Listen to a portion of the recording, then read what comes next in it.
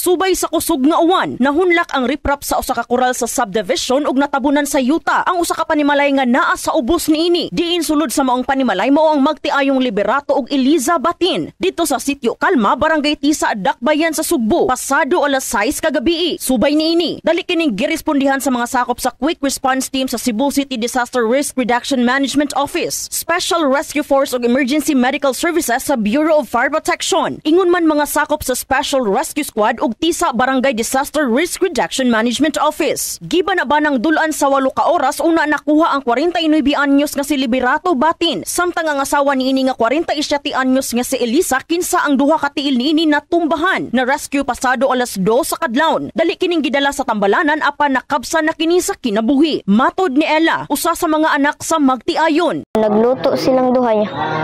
Nya akong papa kay galimpisa sa isda niya, akong mama kay mukuha na unta siya glamas ba niya ni nayabo man ang lamisa niya. Mato ni tangaw siya. Wala na siya katangaw kay nakuha naman siya, higda naman siya. Kahoy ug mga sin niya natusok yang luyo ug kuan kahoy. Kuan napasok siya sa yang tiil niya, nasamad siya moron. O gamata pa siya nana ko maayo tan migbiai makay mag-graduate pa biya si ate niya, nana siya kamo lang pagkuan nana siya.